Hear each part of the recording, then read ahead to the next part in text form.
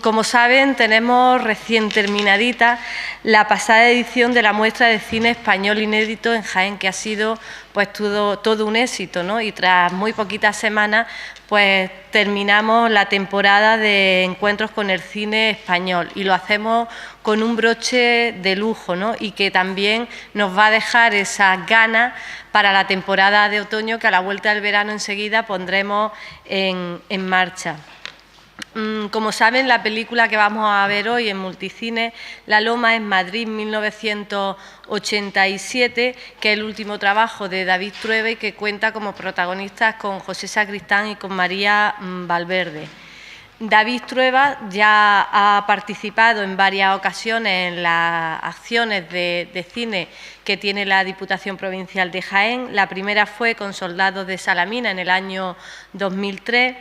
Después participó en una mesa redonda dentro de la 8ª edición de la muestra de cine español inédito en Jaén. Además, ha colaborado en otras ediciones de la muestra, ¿no?, en las que hemos podido disfrutar y ver otros trabajos de David. Trabajos como Bienvenido a casa, La silla de Fernando o la serie que fue de Jorge Sanz, en la que hay un cariñoso homenaje, un cariñoso guiño a la muestra de cine inédito español en Jaén, ¿no?, en concreto en el capítulo 2 titulado Redes. También colaboró con el libro Miguel Picazo, un cineasta jiennense que, como sabe, editó la Diputación Provincial de Jaén el año 2005. Y si hablamos de José Sacristán, pues desde luego también ha estado en alguna ocasión participando en los encuentros con el cine español, en concreto también, al igual que David Trueba, en el año 2003, cuando presentó su ópera prima como director, Soldado de plomo. ¿Y qué vamos a decir de él? Porque es uno de los grandes actores de nuestro país, ¿no?, que tiene una dilatada filmografía repleta de grandes éxitos, como por ejemplo Un hombre llamado Flor de Otoño o Solos en la madrugada. Ha triunfado también en el teatro y en géneros tan difíciles como el musical. Yo no voy a extenderme más, volver a agradecerles que nos acompañen, que sean el broche de oro a esta temporada de primavera, que, como digo, nos va a dejar ese gusto para incorporarnos enseguida a la temporada de otoño de los encuentros con el cine español, y espero que esta noche las proyecciones en Multicine La Loma pues sea todo un éxito, como viene siendo costumbre. Gracias a la Diputación y a estos encuentros con el cine español que nos traen aquí, la gran compañía de Pepe, y además creo que es un día, por dos razones particulares, especial de esta película y de este momento. Una es porque al llegar prácticamente me han dado la noticia de que a Enrique Iznaola, que es uno de los organizadores habituales, yo me gusta llamarlo agitador, porque es la persona que muchas veces es la cara o ha sido la cara durante estos años, o al menos yo recuerdo la insistencia con la que me llamaba desde el año 96, en que hice mi primera película, hasta el 2003, que encontré la fecha para poder venir a Jaén. Siempre tenía un mensaje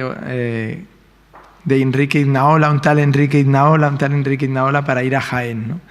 Y entonces hoy al llegar me han dado la buena noticia de que la Academia de Cine de España le había concedido el premio González Sinde, que es un premio que distingue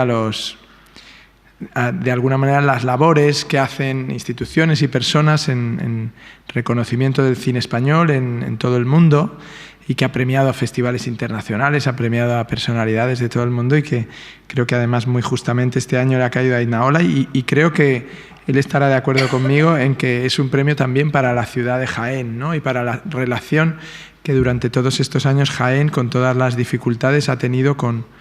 el cine español, con los que hacemos cine en España, muchos actores, directores, y que yo personifico en una cosa además bastante particular, que es que la primera vez que vine, que has recordado, en el año 2003, presentar Soldados de Salamina, ya era difícil que las películas españolas llegaran por el circuito comercial, aunque fueran películas que hubieran tenido un gran éxito en el resto de España. Empezaba a escasear las pantallas en Jaén, y ese esfuerzo era conmovedor. Y recuerdo que en una inicial conversación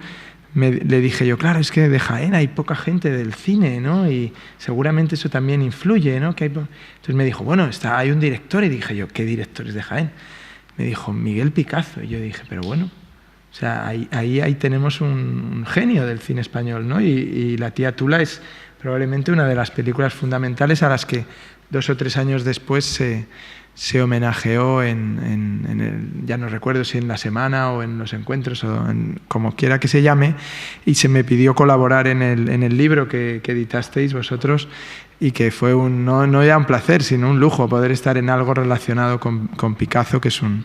gran genio y que yo creo que también ejemplifica en su carrera dificultosa y problemática pues las dificultades habituales de la industria del cine español y sobre todo las posibilidades de poder llevar a cabo tantos proyectos que tanta gente tiene y que muchas veces se mata por ellos y ni aun muriendo por ellos consigue ponerlos en pie, ¿no? Y por desgracia, pues Miguel Picazo es otro de esos directores de los que se han quedado muchas películas en el cajón. Qué coincidencia esta afición nuestra por el cine castrense, ¿no? Porque tú vienes con Soldados de Salamina y yo con Soldados de Plomo. Mucho soldado aquí. Lo cierto es que yo también celebro estar aquí con vosotros porque guardo gratísimos recuerdos de mi paso por Jaén, no solamente en lo que al cine se refiere, y volviendo a citar al premiado por la Academia, porque también el teatro y lo que al teatro se refiere importa y afecta a la labor del amigo Ignacio, por supuesto que sí. Hay una correspondencia, hay una especie de ley de la reciprocidad. Qué chorrada acabo de decir, de leyes de la reciprocidad. ¿Qué es esto? Que tiene que ver con las satisfacciones mutuas. No hablaba antes David, y le creo porque por lo que le conozco sé que es una persona sincera, de la satisfacción que le produjo el trabajar conmigo. Pero es que esto es recíproco y lo digo totalmente en serio. Pobre de aquel que cifre su razón de ser o de estar en este oficio en base a la edad y a la profesionalidad, porque esto lo único que informa es de que eres viejo y que sabes un oficio. Y a mí me parece perfectamente insuficiente, total y absolutamente insuficiente. Y gracias a contar con la confianza de gente joven, estoy ahora en un proyecto para hacer un Quijote muy particular en Almagro, muy singular, todo también con gente joven, es muy, muy gratificante. He terminado también el año pasado una película con Javier Rebollo. Creo que hay algo, el trabajar con María, el trabajar cuando hay el nivel de confianza que depositan en ti los jóvenes, es muy gratificante, es entre otras cosas rejuvenecedor. Y sobre todo cuando el proyecto es un proyecto como Madrid 1987, porque hay un compromiso personal ahí al margen del profesional que a mí me ha encantado atender. Estabais un tiempo en el que,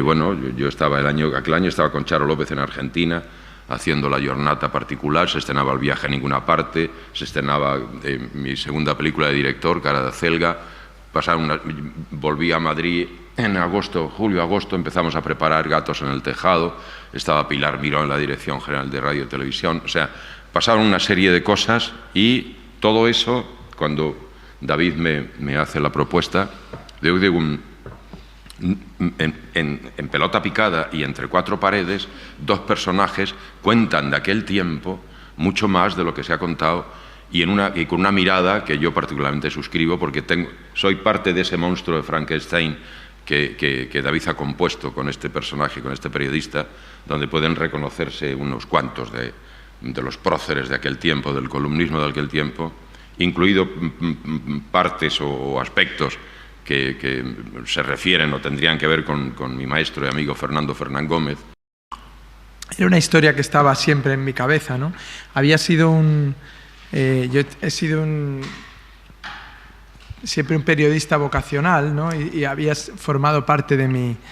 mi aprendizaje ese momento, y siempre me había parecido que justo en el momento en el que España entraba en el mercado común y en la OTAN, que fue, si mal no recuerdo, ambos en el año 86, de alguna manera había una especie de satisfacción generalizada porque por fin estábamos en la primera división de Europa, éramos un país como los demás, como los que admirábamos,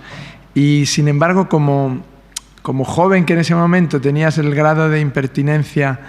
y el grado también de esperanzas y de visión del mundo, siempre te quedaba una cierta sensación de por qué estarán tan satisfechos, ¿no? O sea, es decir, yo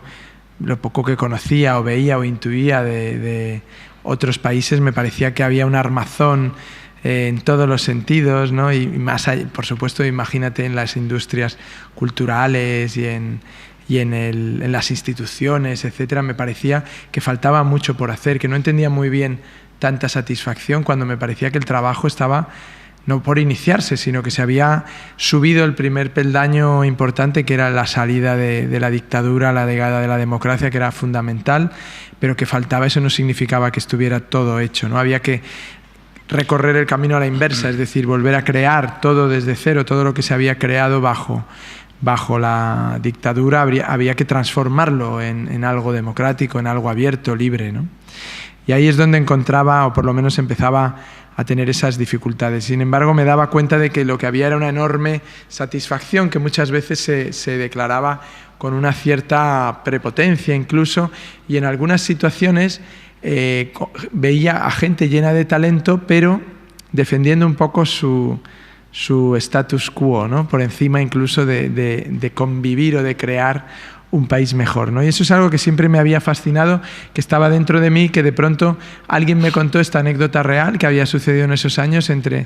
una joven y un consagrado que se habían quedado encerrados en un baño, y entonces me pareció de pronto que era una metáfora en la que podía darse cita muchas de las preocupaciones y de las cosas que quería contar, y que de alguna manera sabía que iban a incomodar a algunas personas, pero que también era una situación que iba a servir para hacer estallar, digamos,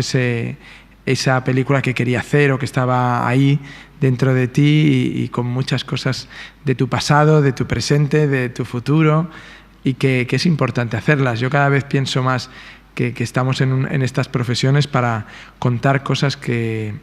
sean nuestras, que sean particulares, que sean visiones que uno puede identificar, y no tanto para simplemente contribuir, digamos, al entretenimiento general, sino que también hay que de alguna manera utilizar los medios para contarte, para contar lo que está a tu alrededor, para contar lo que está cercano, porque si no, lo que sucede es finalmente un enorme vacío, ¿no? Que es el vacío de las personas que creen que viven sin pasado, sin tiempo, y que todo se inventó ayer,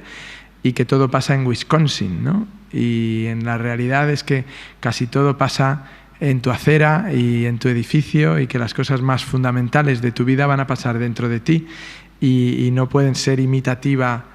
de otros lugares, sino que tienes que conseguir contarlas y sacarlas para que la gente se identifique con ellas, o lo oiga, te escuche, y por lo menos conozca un poco de dónde venimos, a dónde vamos, quiénes somos, por qué somos como somos.